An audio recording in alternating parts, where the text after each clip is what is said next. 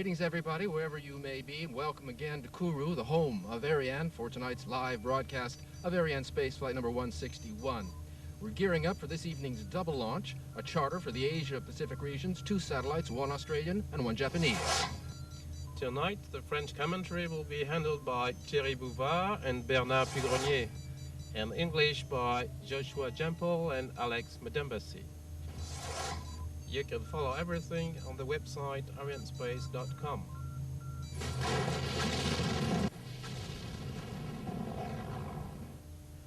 And you can see up in the right-hand corner of the screen, 7 minutes red. We're stopped at the countdown. We had a weather problem in the late afternoon, and we're starting late because of that. While the weather problem was being looked at, we decided to start the launch operations a bit later, which is what we're doing.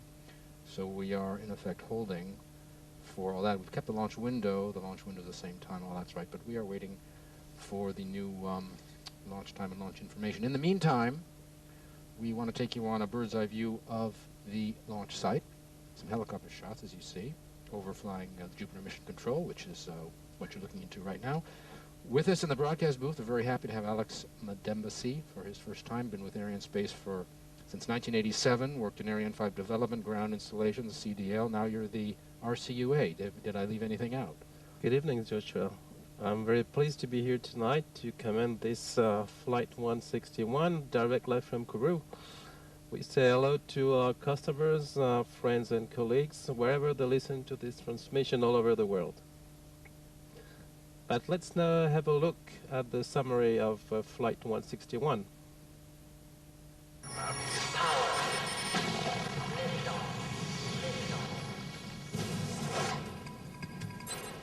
During tonight's broadcast, we'll bring you details on the launcher and its campaign. You'll hear all about the Arianespace mission for this evening and get the latest news from the Arianespace company. We'll be bringing you in-depth reports on the 2 satellites, our passengers tonight, BSAT 2C and OPTUS 1C in defense, including interviews with key members of their teams. And in just 15 minutes, liftoff of the 16th Ariane 5.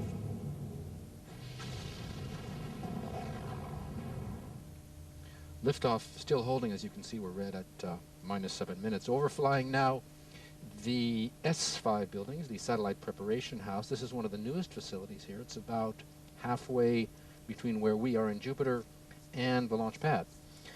Well, these new facilities are dedicated to the satellite's preparation. These buildings can provide adequate installations, and they can allow several satellites to be prepared at the same time, including the checkout and all the operations related to propellants loading. This is now the launch pad that we can see here, and we still have a red from the launch site. So the countdown is on hold for the moment. We'll talk more about this, but before Didier Cassé.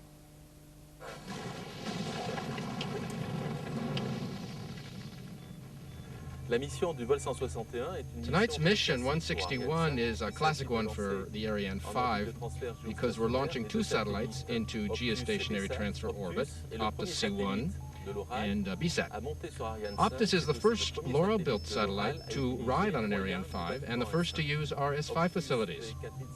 OPTUS weighs 4,725 kilos and BSAT 1,290 kilos.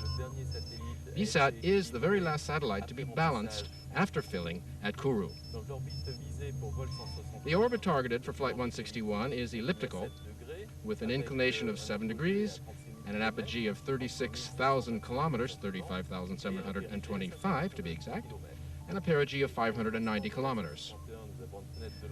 We have a relatively long launch window for tonight's flight, 85 minutes. At liftoff, the launcher weighs some 750 tons and will develop over 1,000 tons of thrust, which will carry the 2 satellites, OPTUS and BSAT. Configuration of the upper composite is standard also for tonight's launch. OPTUS has been integrated in the upper berth, and both satellites have been encapsulated in the fairing, which stands 13 meters high. BSAT has been integrated inside the Silda. The Silda is the Ariane dual launch structure. At the end of the final countdown at H-7 minutes, just before beginning of the synchronized sequence, we'll have a red on the launch base. This built-in or programmed red will let us optimize filling up of the EPC, the main cryogenic stage. Yeah, he mentioned a programmed red. It's a different red than the one we're holding on now. It's still a bit confusing, perhaps, but we're going to get back to the programmed red at -7 minutes. We will get all that information for you. Right now, overflying again, you can see the launch pads in the background. When we talk about a launch base, what do we need at a launch base? We need facilities to launch, prepare, and monitor. To prepare the launch vehicle, the integration and checkout and control for the launch. Also the facilities for the satellites. Mr. Jean-Yves Legal, the CEO of Arianespace, is here with us tonight. And we can see Steve Hall, the program director for OPTUS, and his customers. And we'll also have a view of the mission director for the OPTUS, Grant Gould, and Gordon Pike, who is the mission director for OPTUS. Let's get back to the to the flight directorate. When we saw Mr. Legal, he is assisted by other senior members of the Arianespace management, and now we can see the launch base. So we're going to take a camera up to the launch operations team, which is in what they call the CDL. Here are those crews working. They're checking out the final operations for the launch. As this center is only dedicated to the launch vehicle's preparation and checkout. So all these operations are under the responsibility of the COL, the launch operations manager, tonight Pierre-François Beneteau. And we're going to be hearing from him just a little bit later. He's going to be narrating a short film on the launcher and satellite campaigns. On the launch campaign, right. Launcher standing on the pad, waiting as we all are.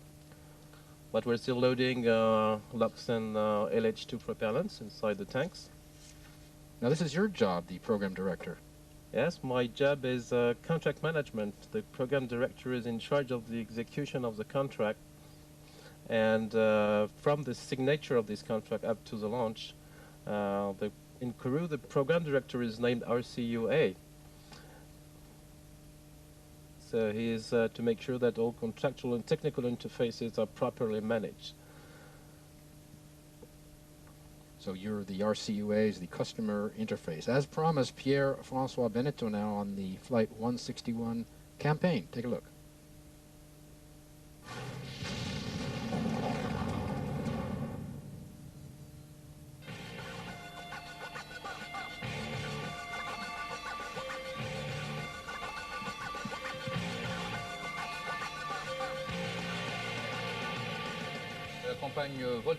Flight 161 launch campaign began on April 25th.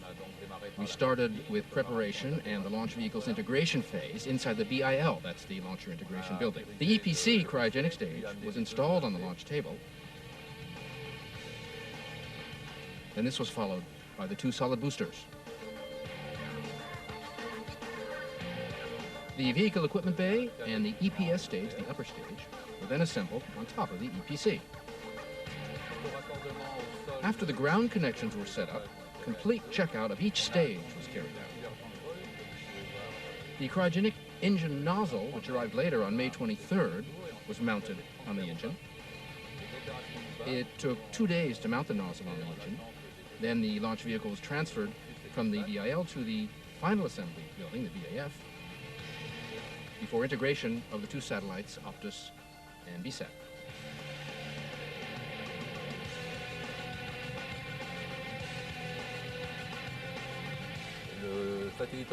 OPTUS C1 was loaded with its propellants in the S5 building, and BSAT was loaded in S3. Today, we're J-6. We're going to install the thermal protection on the engine that you can see here.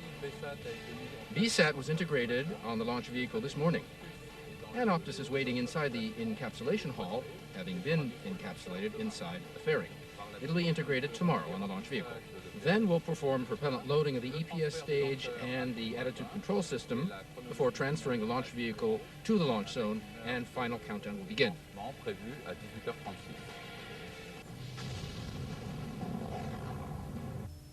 Pierre-François Beneteau, this is his 4th time as the COL.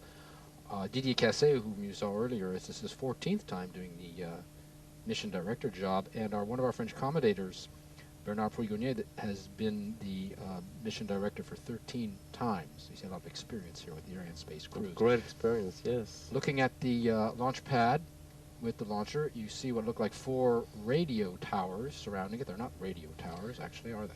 No, they are not.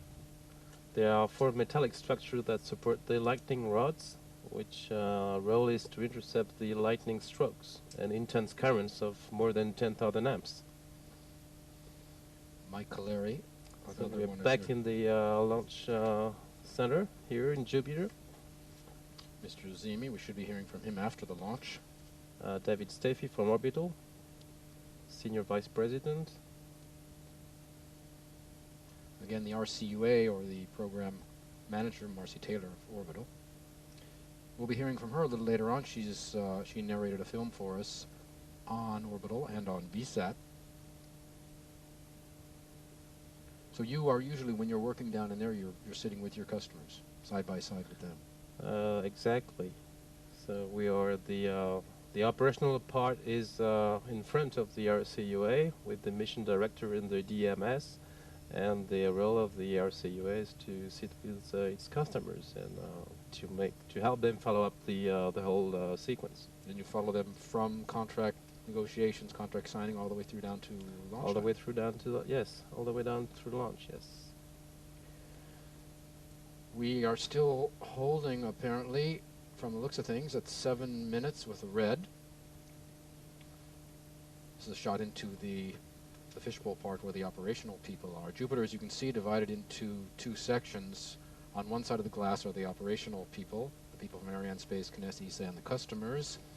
And on the other side, the VIPs and invited guests. You can see them through the glass come down to watch the launch tonight.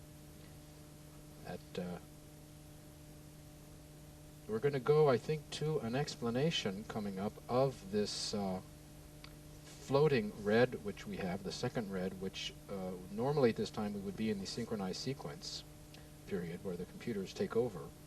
But tonight we have a little something special, and I think we're going to go to an explanation, a film from Remy Cochet, one of the operations people here at Ariane, to give us a rundown of what exactly is special about tonight's launch.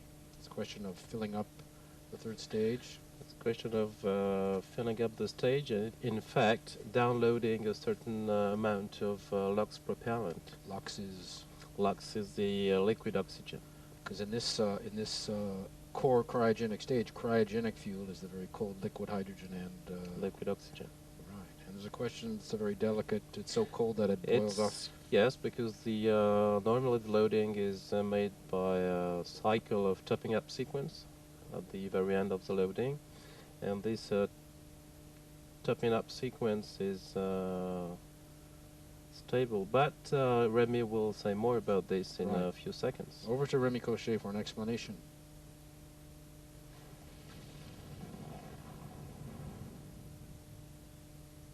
Remy, we've moved into now what we call the built-in hold or a programmed red. Why do we have to do that?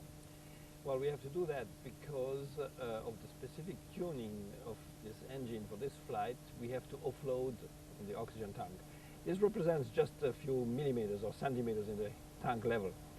But to do that, we need to do this operation during the topping phase, which is the last phase before the automatic lift-off sequence. We have to adjust actually the topping sequence with the lift-off time. That means that somewhere we have to have a hold. And this hold is programmed at -7 minutes before the automatic lift-off sequence to offload. The maximum duration can be 16 minutes and 30 seconds, and at a minimum, let's say 3 minutes, 4 minutes. Between 3 minutes and 16 minutes, that's quite a big jump now. Why is that? because the actual topping cycle is exactly 16 minutes and 30 seconds, and we have a very precise moment in this cycle where we can resume the countdown. And we have not as yet resumed the countdown. Remy Cochet explaining why we are waiting. Anything you want to add to that? We're topping up the... Well, yes, this, as Remy said, the tapping up sequence is a calibrated sequence which does not affect the H0-7 time. Due to this specific tuning for the engine, we had to download a certain amount of logs. 955 kilograms, I think. Yes, around approximately that. And then the standard process has to be modified. Then we have to resynchronize the H-7 in the middle of the LOX draining phase of the topping up sequence. So we are waiting, in effect, for the right amount of liquid oxygen to be drained away. Well, we are waiting for the accurate time at which we are sure that we will have been downloading the amount of LOX which is required. And at the same time, are we not adding more liquid hydrogen? At the same time, the cycle is going on. So the cycle is calibrated. So it's going on and on and on. So if we miss this time, then we have to wait for the next cycle. Okay, looking down into the customers, VSAT people and L'Oreal people, and behind them the RCUAs. When you're RCUA, you see Steve Hall and Mike Caleri on the left of the screen there. Steve Hall in the yellow. When we see them on the telephone there, who are they calling? They usually we have a direct we do have a direct link with Every, which is our Arianespace headquarters. Arianespace headquarters, and of course we pass them the information that they cannot have in real time due to the distance. We're still waiting for the countdown to pick up again. Well, we can also have our customers wherever they are in the world, if they want to get some information as well.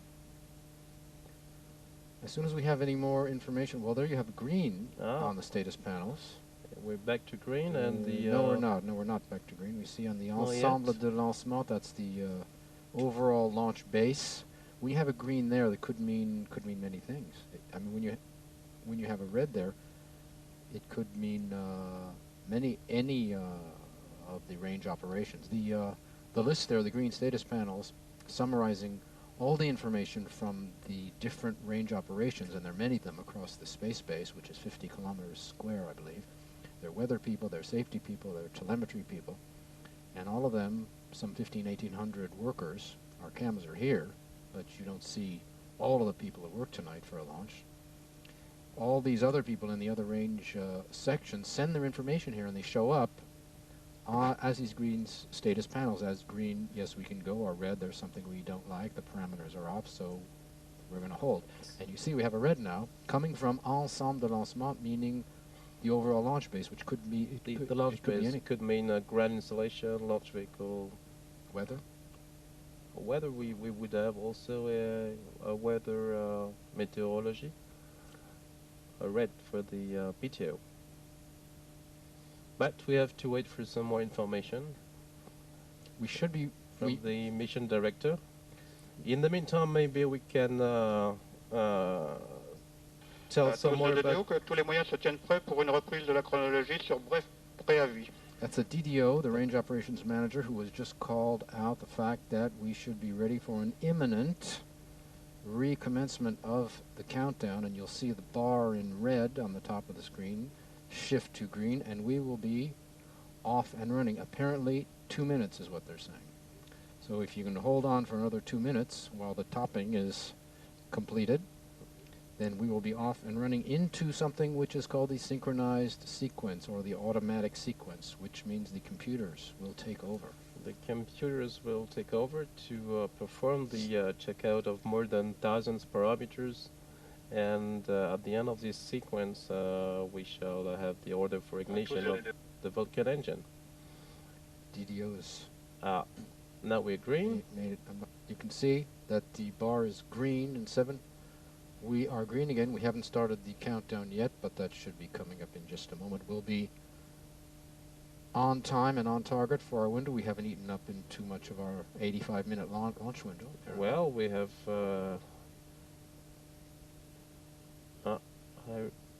have of course some delay with respect to the opening of the launch window, but I think we'll recover from that. 9, I think we're ready 8, to go. 7, 6, 5, 4, 3, 2, 1, top. Reprise du temps des comptes et de la séquence synchronisée. And there we go. You heard a countdown, which I hope none of you confused Le with the nouveau final countdown. A0 We're visé going est to go to the 22 latest heures, news 38 minutes, 15 from secondes en Arianespace. temps universel.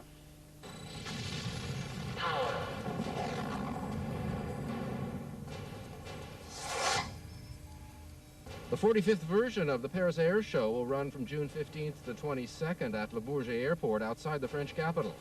In April, one of the EAP boosters from last December's Flight 157 was shipped from the CSG to the air show site, where it'll take its place at the Arianespace Chalet. Last month, the Italy show brought together the main satellite operators from Southeast Asia. Among VIPs present were Singapore's Minister for Telecommunications and the President of Singapore Telecom. Tonight's passenger OPTUS C1 is part of Singapore Telecom. The ESA probe Mars Express was successfully launched from the Baikonur space base in Kazakhstan on June 2nd atop a Soyuz launcher. This is Europe's first Martian exploration program. Around Christmas time, the lander, called Beagle 2 after Darwin, will settle on the red planet, where it'll scoop up and analyze on-site samples of the Martian soil. Arianespace's Chief Executive Jean-Yves Le Gall now with a report on the last ESA ministerial meeting. This meeting on May 27th was a big success for European space. 4 big subjects were discussed: the future of Ariane, the future of launch vehicles in Europe, relationships between the European Union and the European Space Agency, and the future of Europe's participation in the International Space Station. There was success on all fronts. For Arianespace, of course, the first 2 of these subjects were the most important, with, first of all, the future of Ariane. The ministers decided to put the heavy launcher, the Ariane 5 ECA version, back in action and to finance it. They also decided to ensure Arianespace competed on a level playing field with the competition.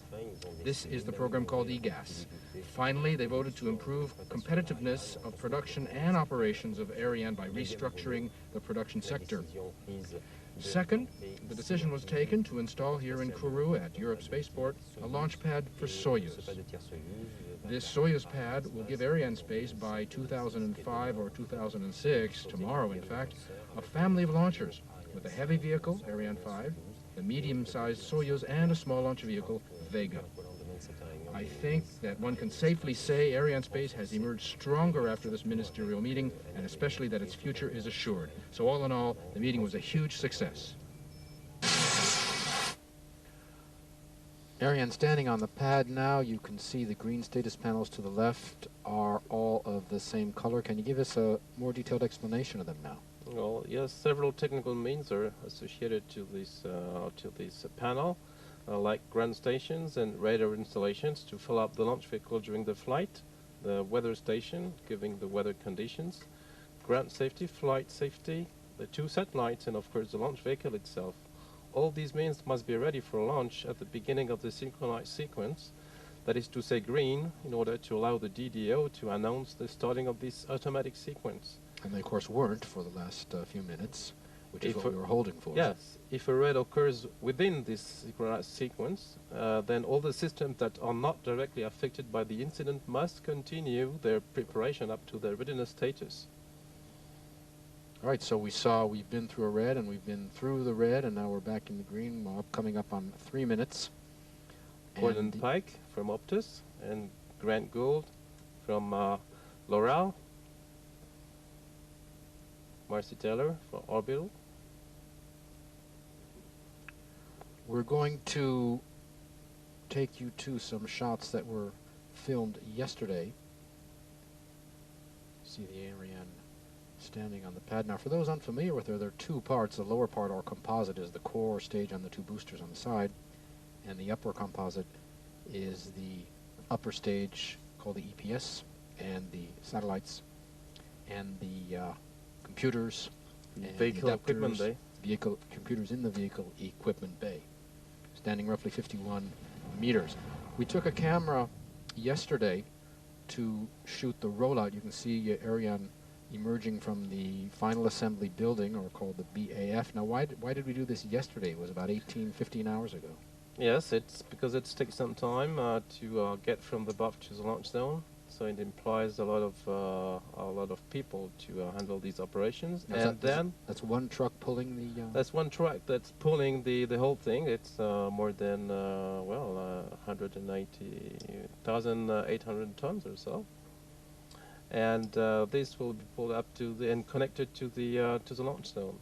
And during this transfer, these communications with the satellites are maintained through fiber optic dedicated lines, also power supply and air conditioning of the satellites, of course.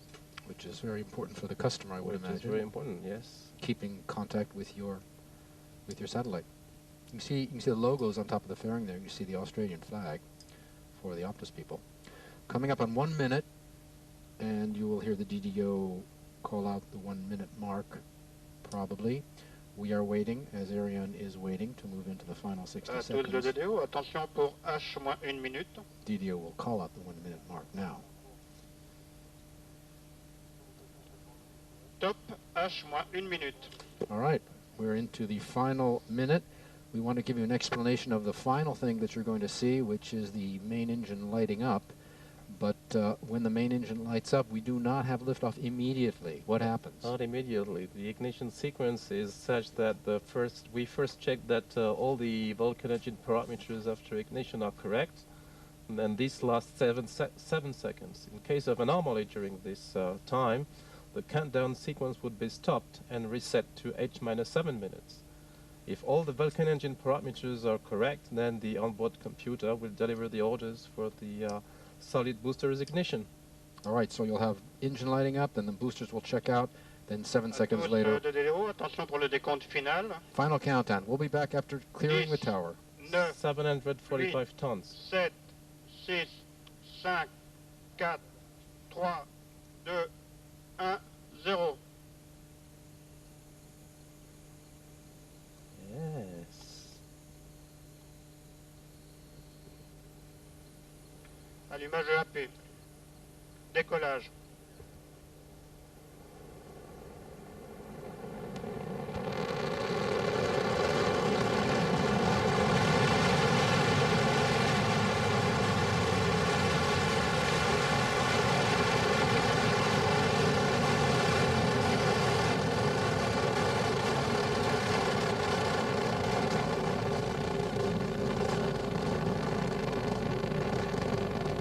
Some very impressive shots of those extremely powerful engines roaring up into the night, disappearing now into the clouds, but we should have another camera following them. We had a clearer sky than we thought because we had a lot of rain this morning. But you can see those two boosters and the core stage burning. Tous les paramètres à bord sont nominaux. The DDO saying everything is normal on board. Launcher being tracked now by our cameras here. Those flames making quite a noise. The noise just coming rumbling over Jupiter now from 14 kilometers away. The two boosters will burn for about 2 minutes, and they are burning each one about 240 tons of solid fuel each. And they're going to burn, they provide 90% of the thrust for Ariane. Without them, we can't lift off. Ariane is burning 4 tons of solid propellant per second. So DDO says the trajectory is okay.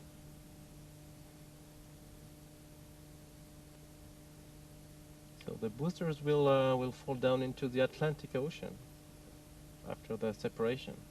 Now on the left-hand side of the screen, there's some numbers and some letters that you could perhaps explain for us. It's, what is that, speed and... Yes, that's the elevation of the trajectory, the altitude and velocity, and also the inertial reference unit, upon which the data are calculated by the onboard computer.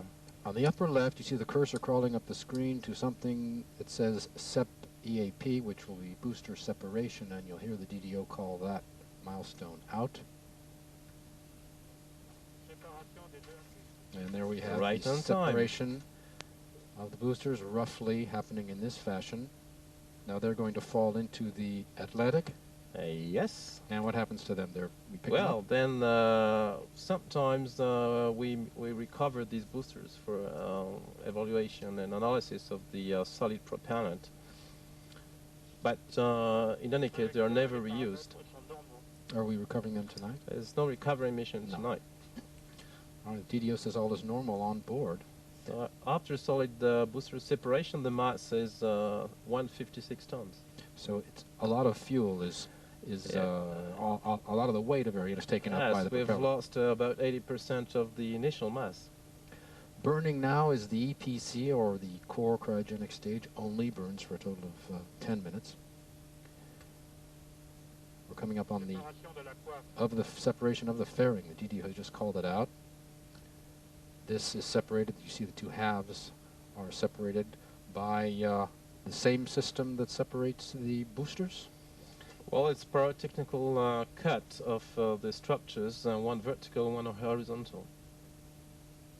Now the fairing is jettisoned. The DDA is saying everything is normal on board. The fairing goes now because we don't need it anymore. No, guess the onboard computer calculates the heat flux, which is due to the friction of the molecule of the atmosphere.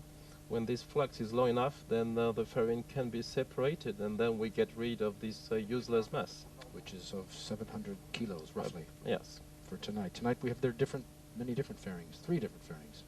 Well, we have medium fairing, short fairing, and long fairing, which has flown twice Depending on the passengers. as of today. And the fairing tonight is roughly some 13 meters tall, as you heard. It's a in the film. medium one. The medium fairing. APC still burning alone, 160 tons of cryogenic fuel in there. We're burning about a quarter of a ton of liquid propellant per second. Everything is normal on board. Our speed is just under 3 kilometers. How fast do we have to go to inject the satellites? About between 8 and 9 kilometers per second. All right, over to Mike Caleri on tonight's satellite mission. We'll be back.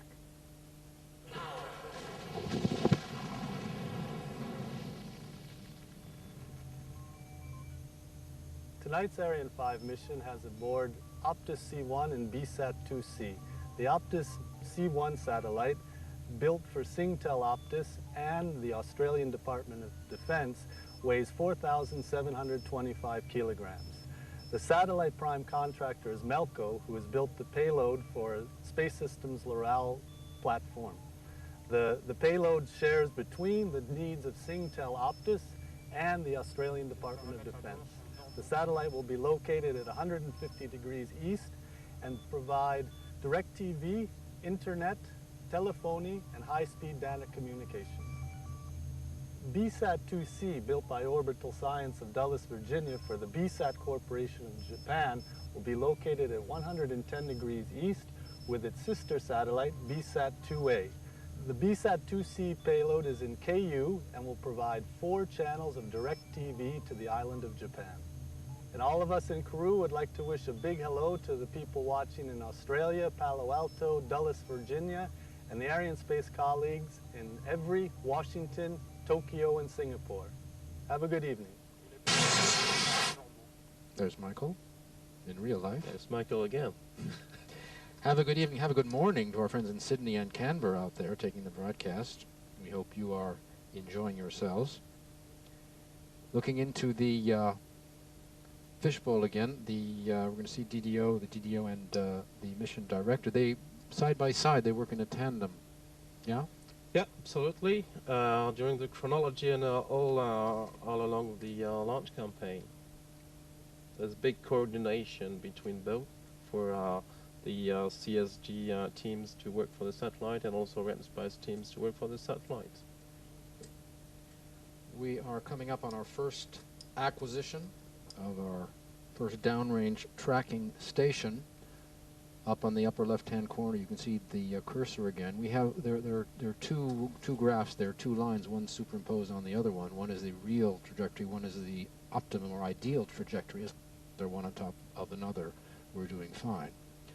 the cursor crawling up to SEP EPC, if you can read that. That's a separation of the core cryogenic stage, which we'll have in a couple of minutes from now.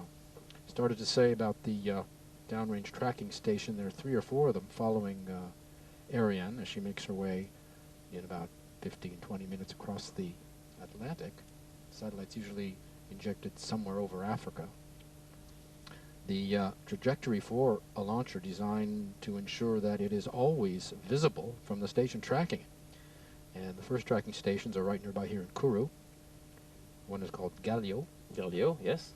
And the next one is over the border in Brazil at a place called Natal, which should be picking us up. The DDO should call out the acquisition of that signal.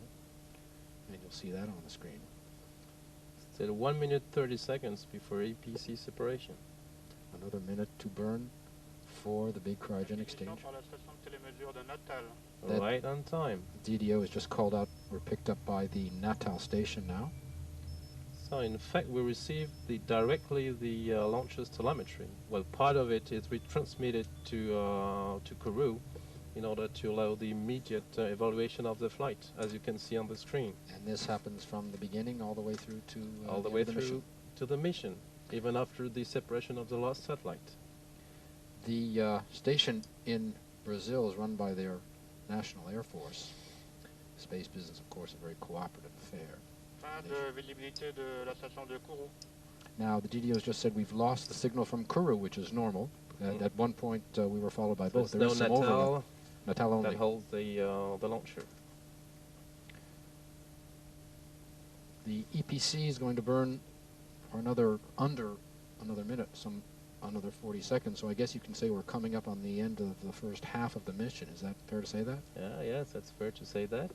We talked about the 2 composites, the lower composite, the EPC, and the boosters. The boosters are gone. The EPC is finishing its job, and soon handing over the work of pushing the launcher over to west coast of Africa will be done by the EPS, or the upper stage, which is a different propulsion system and a different engine. And when we get some time, you can give us an explanation. There's the extinction of the core cryogenic stage.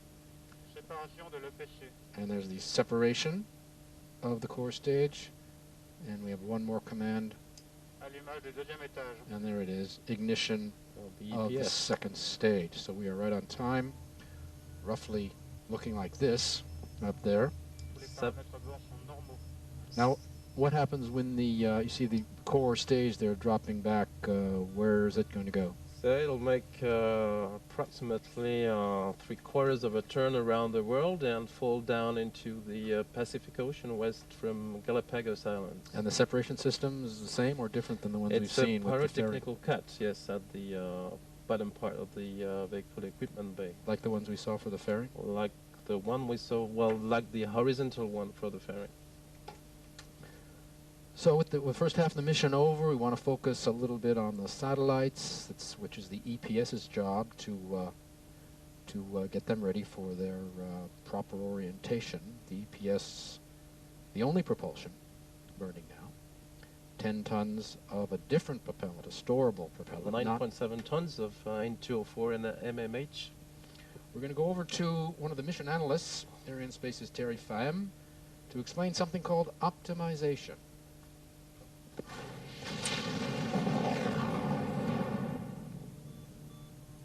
Thierry, we often hear the term optimization of satellite trajectory. Now, what does that mean exactly? We're trying to optimize the trajectory according to one criterion, that is minimizing propellant consumption. On the other hand, this trajectory must respect a certain number of restrictions.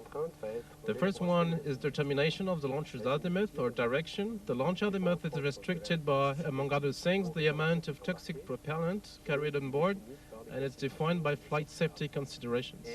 And during the second phase of Ariane's flight? During the second phase of the launcher's flight, the main cryogenic stage, the EPC, pushes the vehicle alone once the 2 boosters have been jettisoned. At the beginning of this flight phase, the fairing will be separated according to heat flux criterion on the fairing structure. This occurs around 1 minute after separation of the boosters. 7 seconds after the EPC has been separated, the upper stage begins to push the launcher until its final orbit.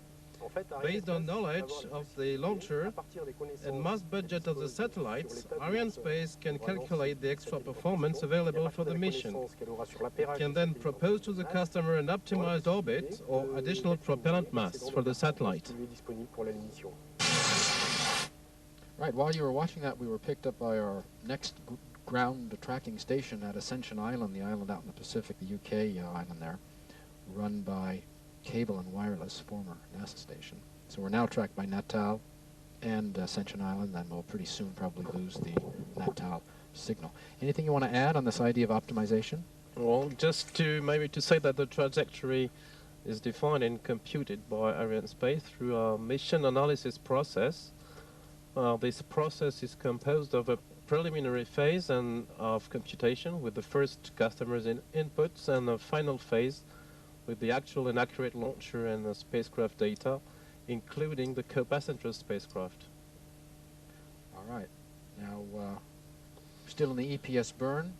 Yes, we have still 13 minutes of EPS thrust. We are burning about 10 kilos of propellant per second. How would you describe, if I had to ask you, the role of the EPS? Well, the role of the EPS, once the separation has been completed with the EPC, is to achieve the mission and to reach the final targeted orbit, to provide the thrust which will finally lead to the final orbit. The thrust is, of course, much less than the EPC, but quite enough to get where we want.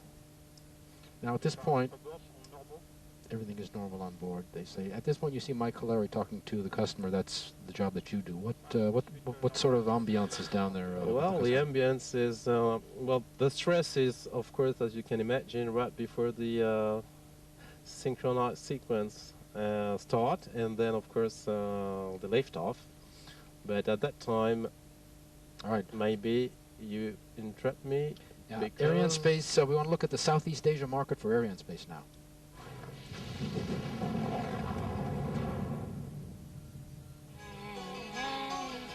The world's #1 launch services group has a big commitment to the Asia-Pacific zone. Arianespace knows it well and has launched many times for 8 countries, 10 times for India. The first Indian satellite went up on an Ariane 1 almost exactly 22 years ago. Arianespace's relationship with Australia began in 1987, while SAT-3, still in service, was launched on an Ariane 3. The first of 19 Japanese satellites went up in 1989. Many of those, like tonight's, have been built by Orbital or Loral. We've launched 3 Thai satellites in 1993, 94, and 97. This last was an Asian-Pacific charter, 2 satellites for the region. 2 MEASATs were delivered by Ariane in January and November of 1996.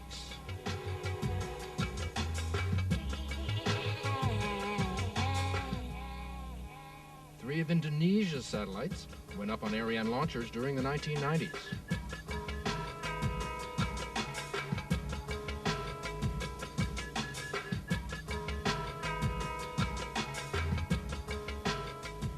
ST-1 for Singapore and Taiwan was a solo launch in 1998.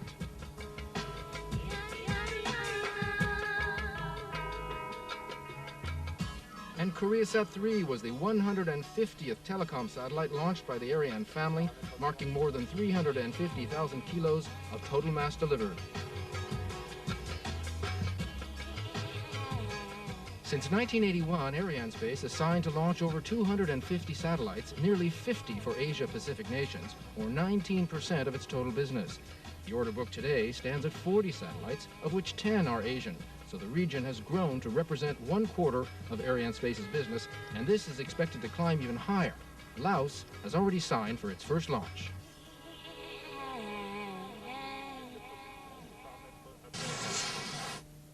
Everything is nominal and functioning perfectly on board with our flight number 161 for this evening, for BSAT and OPTUS. You can follow it all on the website, of course. We want to turn now to our quiz question. tonight, and Alex, you're going to play along if you're ready, folks. Arianespace quiz question number 161. We mentioned tonight we have an Asia-Pacific charter, 2 satellites for the region, for the Australians and for the Japanese. And it's not the first time we've launched a double payload for our Asian customers. And as a matter of fact, it was just mentioned in the film. See if anybody was listening. It's not the first time we've launched a double payload. How many others have there been, and when was the last one? To repeat, did you get that?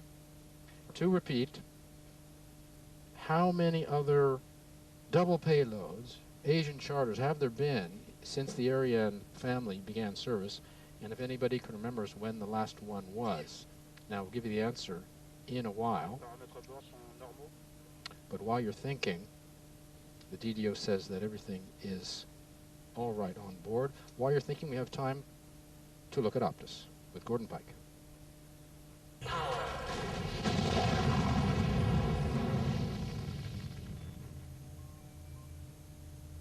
OPTUS C1 is a unique satellite in many ways. It is a unique combination of defence and commercial capability in a way that provides both OPTUS and our partner, the Australian Defence Forces, economies of scale and extreme cost effectiveness. The commercial payload of OPTUS C1 is virtually all sold out, which is a good thing for us. The defensive payload will be used in many unique ways, as it provides a capability that defence in Australia simply hasn't had access to previously. C1 will be the 7th satellite in the combined Singtel Optus and our corporate parent Singtel of Singapore's fleet.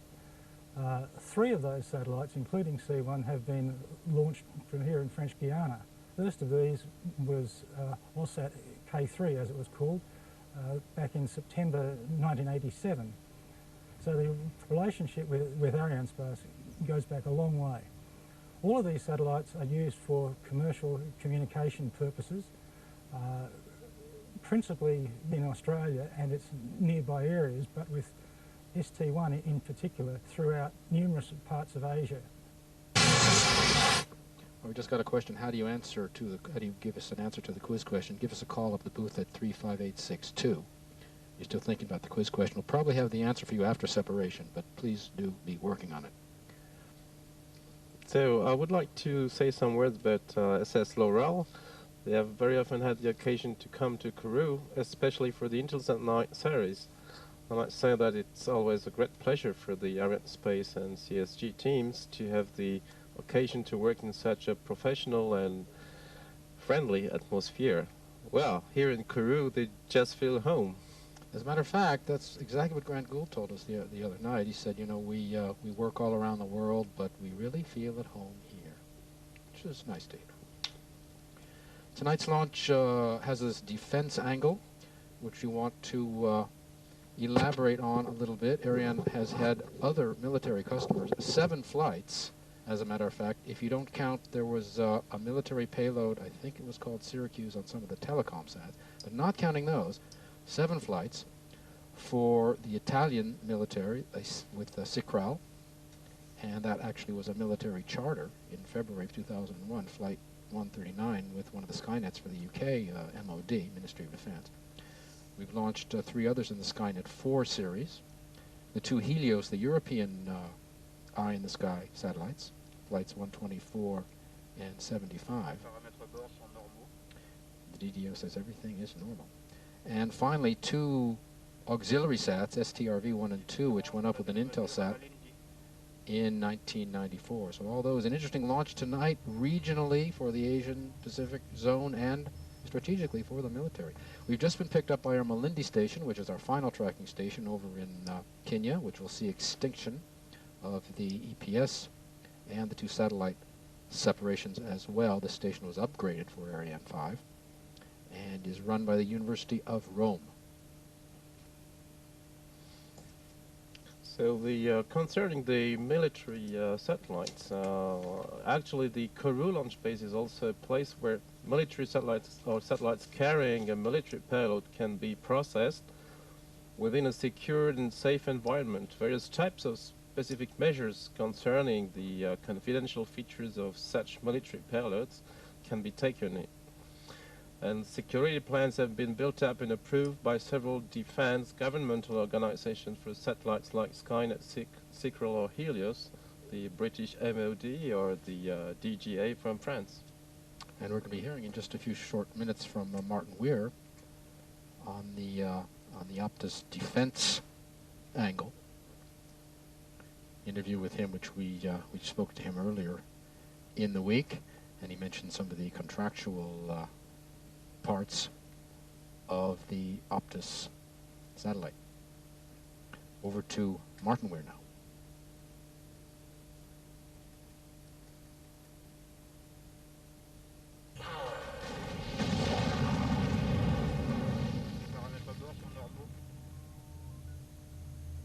This project started in early 1997 when OPTUS provided the Department of Defence with an invitation to join with them in their next commercial communications satellite. We obtained government approval for the project in December of 1997, and we established our contracts with OPTUS in October of 1999. Contractual arrangements are quite complex. We have 5 separate contracts with OPTUS. OPTUS has contracts with Mitsubishi Electric for the supply of the satellite and with Arianespace for launch services. Mitsubishi has contracts with Space Systems L'Oréal, who under the lion's share of the satellite integration and testing roles, and they also have contracts with Raytheon Systems Company for the supply of the UHF payload. Because this is a 15-year relationship between ourselves and OPTUS, we have put in place a satellite management agreement, and this agreement is going to be used by both of us to assist in the joint management and operation of the shared satellite asset. Provides guidelines on how the satellite is to be operated and managed. The capability itself is quite significant for defence. We have a UHF capability, which is going to add substantially to our existing UHF capabilities. We also have X and Ka band payload subsystems on this satellite, and these are new capabilities for defence. They'll provide us with high data rate duplex communications, and in the case of Ka band, we'll be able to use this to establish theatre broadcast capability for our deployed forces. 2 minutes, there's Martin Weir. 2 minutes left in the EPS burn. 1 minute 41 seconds. To be exact. Got to be exact in the space business, you're right. We are coming into something called the ballistic phase. Once we have extinction of the EPS, ballistic means what? So after the EPS thrust has been stopped, the upper composite body will follow a ballistic trajectory. The motion will only be determined by the initial value and the direction of the velocity and by the attraction of the Earth. So during this phase, the upper composite will be oriented several times thanks to the SCAR thrusters in order to deliver the satellites on the desired orbit, but also to avoid any collision with the launcher and the cylinder. So basically when the EPS engine shuts off, because this is a single engine, we are still moving on momentum. Absolutely. But we're not powered. We're not powered. So this is the ballistic phase. I have another question. We should be hearing the confirmation of EPS extinction momentarily. 30 seconds, 20 seconds now. But why is the upper satellite, no, under what criteria is the upper satellite separated first? Is it the biggest satellite? Well, the 2 satellites are placed on the launcher according to their size and dimensions, one above another. So the cylinder structure carries the upper satellite on top, while enveloping the lower satellite inside its cylindrical part.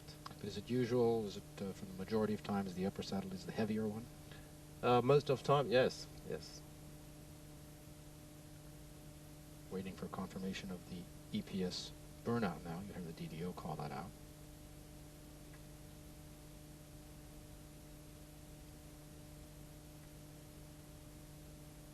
And then one more minute. And then we'll have another minute before OPTUS.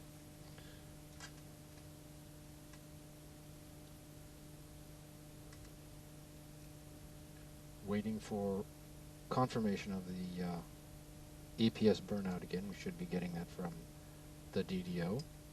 And then we'll be into our ballistic phase, where two satellites, since they go to different spots in the sky, they have to be oriented away from oriented according to their respective orbits. each other. Now, how do you orient the what's left of the EPS if there's no propulsion? It's the Scout system which takes over. These 6 thrusters of 400 Newton each can two pairs of lateral thrusters and 2 longitudinal thrusters can do the job.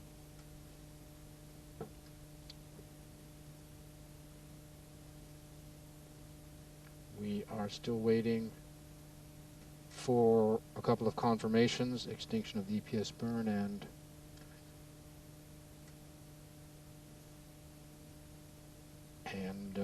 separation of OPTUS.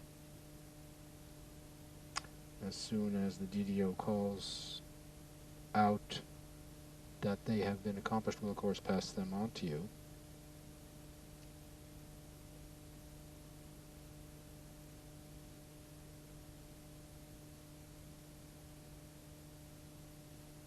We are waiting for confirmation of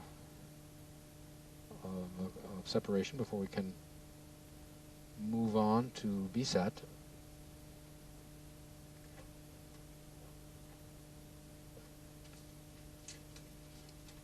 OPTUS, of course, with 24 KU band transponders for the commercial side, and I think it's 14 for the defense side. Part of a joint project which was established in 1997, which is what we heard Martin Weir say. OPTUS designed, assembled, and integrated by Melco, Mitsubishi Electric of Japan, with Loral. It's not the first time that the Loral people and the Melco people have worked together. They've collaborated on other satellites before. OPTUS should be separated by now. Yes, we still have to get confirmation from the mission director. The information a little slow in coming down for some reason. OPTUS, the OPTUS company, serving more than 5 million customers a day, has been a big player in the region, beginning operations in 1992. Half of its revenue, they say, coming from... Well, the DDO says OPTUS has just been separated. Now. Well, better late than never. That took a while. So, congratulations to the OPTUS people. The first half of the good news tonight. Okay, so we still have some work to do. OPTUS. Now that it's up, the first acquisition will be coming from Dongara, the station in Australia. They say 15 minutes after separation, but we've eaten into some of those minutes, so it should be 8, maybe 9 minutes afterward. We'll be back, but we're going to our first film on the BSAT people.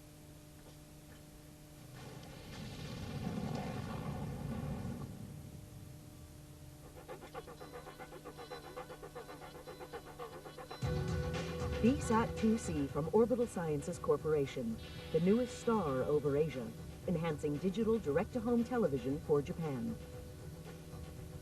BSAT-2C is the 3rd satellite built by Orbital for the BSAT Corporation and will serve as an on-orbit backup to BSAT-2A, which is already providing digital direct-to-home television to Japan from 110 degrees east in a geosynchronous Earth orbit. Both 1,300-kilogram BSAT spacecraft feature 3-axis stabilization. Each generates over 2 kilowatts of electrical power and features a 130-watt high-power KU-band digital TV transmission repeater. The spacecraft have a 10-year mission lifetime. BSAT-2C builds on Orbital's heritage of geocommunication satellites which includes Indostar 1, BSAT 2A and 2B, the N-Star-C mobile communications satellite for NTT Docomo, and Galaxy 12 for Pan Am-Sat. Currently in production at Orbital's state-of-the-art satellite manufacturing facility are the Galaxy 14 and 15 satellites for Pan Am-Sat, as well as Telkom 2 for Indonesia's PT Telkom. Why are Orbital's lightweight star satellites rapidly becoming the small GEO satellites of choice by the world's major satellite operators? Because they significantly reduce total system cost. Star satellites can provide higher returns for operators in modest growth market environments or with limited frequency allocations. As a result, they offer compelling economic advantages to both emerging and established satellite service providers for cable television distribution, broadband data transmission, regional communications, mobile communication services, mobile telephony, and direct-to-home television. For BSAT, Orbital Star satellites are providing direct-to-home digital high-definition television for Japan's major broadcast networks, relaying channels at higher resolution and in a wider screen format than traditional analog systems.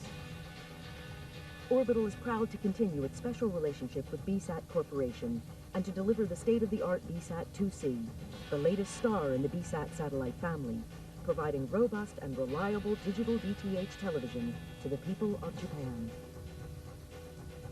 Orbital, the leader in small space systems. Everything seems to be functioning normally. Just to finish with the OPTUS LEOP operations, there'll be 4 apogee burns. Solar panel deployment approximately 3 hours after separation, then the 4 apogee burns. Reflector deployment beginning on June 18. Now, while you were watching that, we had the SILDA separation, the SILDA being the, what exactly? It's carrying structure. For the lower satellite? For the lower and upper satellite, because inside its cylindrical part, you have the lower satellite, and on top of that you have the adapter and the upper satellite. And you have to separate that before you can separate the lower passenger. Oh, yes. All right, so the 6 versions of it, built by Astrium. Astrium. So now the SCAR system is, as I told you, but we wait for separation of BSAT.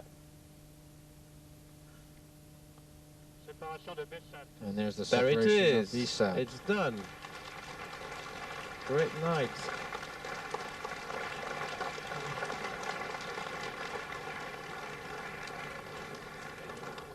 So, you heard the applause and the smiles all around, and the cigars and the champagne will be forthcoming. Mission accomplished for Ariane. We will have some launch replays for you coming up. We'll have the answer to the quiz when we say goodbye. I don't think we have time for that right now. We do want to give you the LEOP operations for BSAT 2 acquisition of probably in about 10 minutes at the Nyangara, I hope I'm saying that correctly, station in Australia. We're going to go to a first replay now of the launch.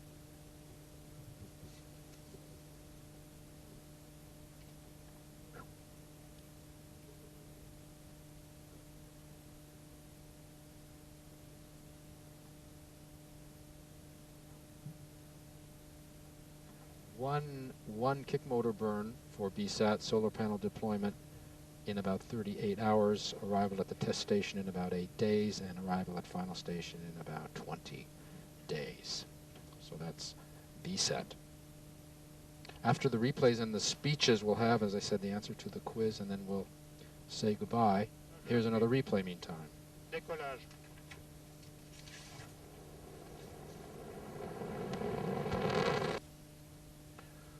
We are going to go shortly to the speeches, the post-launch speeches. We will have 4 live ones and 1 pre-recorded one, as far as I understand. We'll be hearing from Ariane's chief executive, Jean-Yves Le Gall. You can see the OPTUS and the Orbital people and the Ariane people.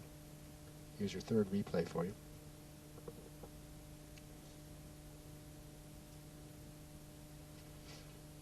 Allumage AP.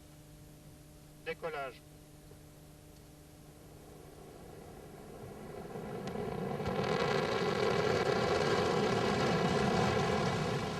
Impressive shots of the replay. We have several 5 or 6 observation sites here at the space base, and we try and have cameras at most of them, and sometimes even with a helicopter. Not tonight, though. But you saw those very impressive shots. The speeches will be led off by Ariane's chief executive, Jean-Yves Le Gall, of course, and then the customers will be hearing from Gordon Pike, and then from Chris Anderson, back in Australia, I believe, in a recorded statement. I think it's a recorded statement. From Martin Weir, and from Dave Steffi at Orbital, and Mr. Takahiro Izumi from BSAT. And then we might even have another replay. While we're waiting for the speeches, you can see there's one cigar I can see coming out, Grant Gould. It's the tradition here. Hand out the cigars and the T-shirt and T-shirts and the pins, and you must have quite a collection of pins and T-shirts and cigars. Because you don't smoke. I do, but not cigar.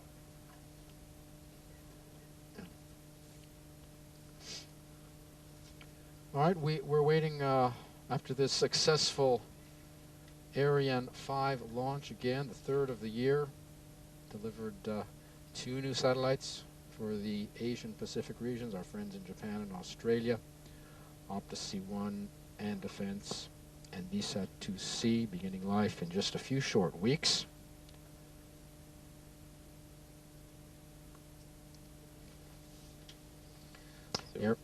OPTUS B will be controlled by its tracking station facilities in Sydney, with backup stations in Perth. And BSAT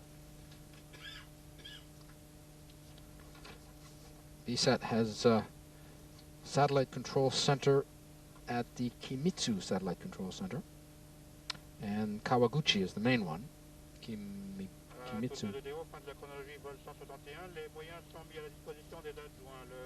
is the backup, built in 1997. BSAT looking toward the future with this next generation of BSAT 3 scheduled to begin in about 4 years. Ariane launched, this is our 5th BSAT, I believe. Flights 95, 108, 140, 142. The last 2, built of course by Orbital. As a matter of fact, if you look at the Orbital Loral list, before tonight, we had 25 of the satellites launched by Ariane divided by builders at Loral and Orbital, and that's going back only to 1992, only to Flight 49, before Loral was in its current incarnation, before, not counting any of the Ford launches. But you have, I think we're ready with Jean-Yves Le Gall. Over to you, Mr. Le Gall. Gentlemen, it's a very great pleasure tonight to share with you this third success of the year. I would like, first of all, to express all my congratulations to our customers, Mr. Gordon Pike from OPTUS and Defense C1, Mr. David Steffi for Orbital Sciences Corporation, and Dr. Izumi for BSAT. The 2 spacecrafts that reached the space tonight will provide communication services and broadcast links either for Australia, New Zealand, and Southwest Asia, and for Japan for BSAT 2C. This launch represents a lot for the involvement that Arianespace has dedicated to the Asian market, and we are very proud to serve our 2 customers from this part of the world with our competence. I know that an event is organized in Sydney and that you are following the video transmission in Tokyo. Let me address to all of you my congratulations, and to share these congratulations with the chairman of MELCO, Dr. Taniguchi, and the president of Loral Asia, Paul Davis, who are tonight with us in Kourou. But tonight, I would like also to take advantage of my presence here to tell you a few words about the future of Arianespace. As you may know, the ministerial meeting of the European Space Agency held on May 27 agreed on a certain number of very important measures concerning the evolution of the Ariane system, which secures the long-term viability of our company. First, the Ariane Launcher Consolidation Plan and the European Guaranteed Access to Space Programme. Second, reorganization of the European launcher sector to enhance our competitiveness. And finally, construction of the Soyuz launch pad at the Guyana Space Center. So I would like to express my congratulations to all the key players of this outstanding success, and in particular to the chairman of CNES, Mr. Desketter, who is with us tonight. So once again, congratulations to all of you who participated in this success, and all to all our operational teams. Thank you very much.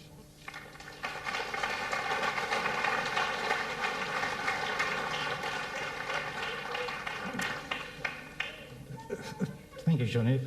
Well, I'm obviously very delighted to be with you here tonight to report on what, as far as we can tell, has been an extremely successful launch of the OPTUS C1 satellite. We should have acquisition of signal at any moment, and that's why I was trying to keep an eye on the people out here for a thumbs up. Well, lots of people and organisations have contributed to this. Our friends at I have a thumb up in the audience here, so they can see something. So obviously we have an acquisition of signal, which is the important thing. To our friends at Arianespace in particular, though, this is their night. And in particular, I'd like to thank three long-suffering colleagues, Steve Hall, Didier Cassé, and Bruno Gilles. Thank you for their magnificent job tonight, and I hope we have an opportunity to do it again at some future time. But I'd like to introduce to you a video clip by our Chief Executive Officer of Singtel OPTUS, Mr. Chris Anderson. Thank you.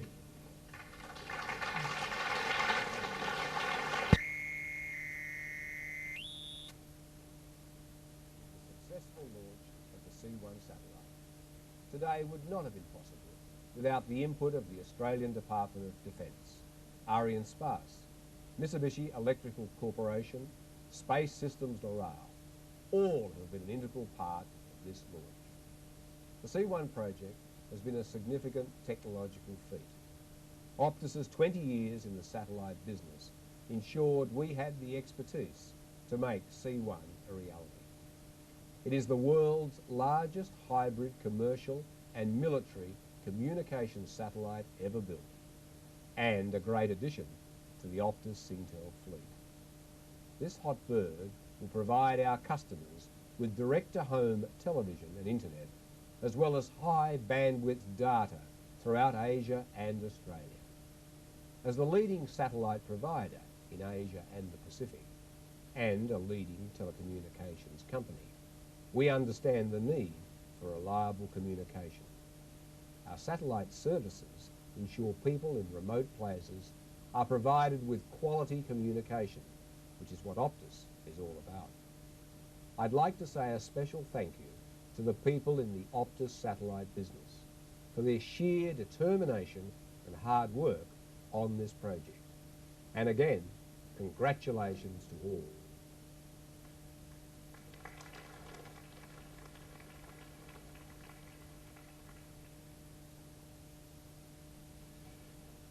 Good evening.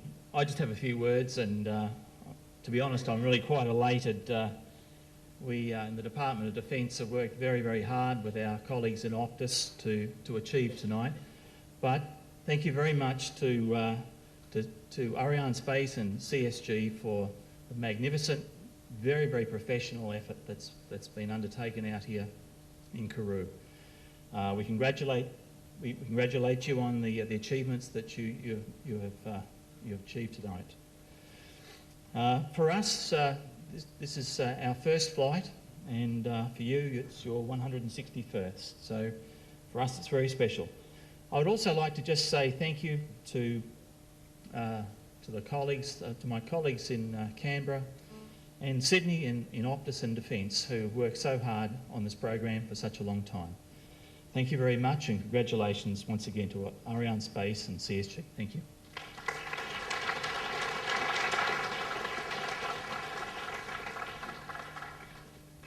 First of all, I'd like to announce that we've acquired the signal from BSAT-2C.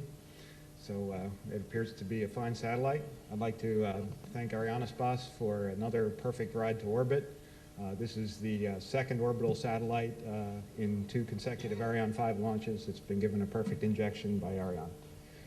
We'd like to thank CSG and Arianespace people for hosting our team for the launch campaign here, and to the OPTUS team, we'd like to say it's been a pleasure working and flying with you. With that, I'd like to introduce Dr. Azumi, President and CEO of BSAT.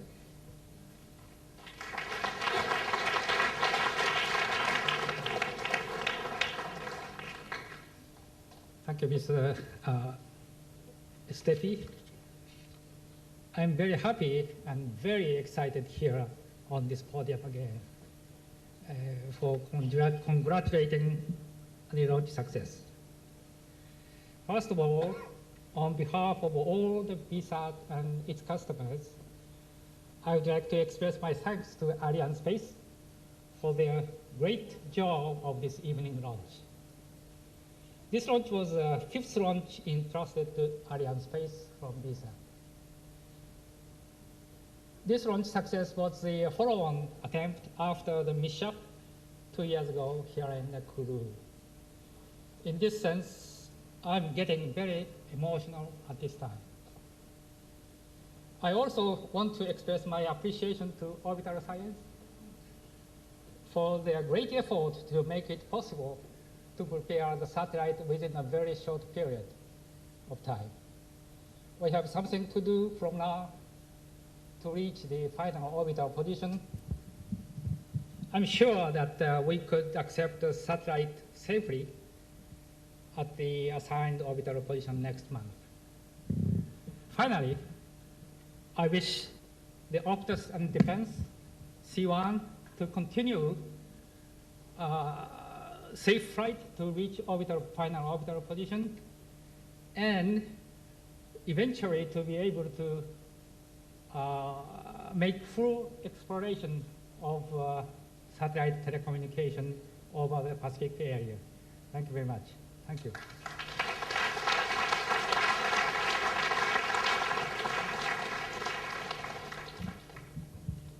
Bien, bien. Je crois qu'on peut remercier nos clients. Puisque nous sommes en Guyane, je voudrais dire que, comme on l'a vu ce soir, Ariane, c'est beaucoup de professionnalisme technique. I would like to thank everybody. I would like to thank one of the pioneers of this adventure, Mr. Dejean, who passed away yesterday, and I think we can dedicate this launch to him. So our next flight will take place beginning of mid of August, in less than 2 months. Thank you very much.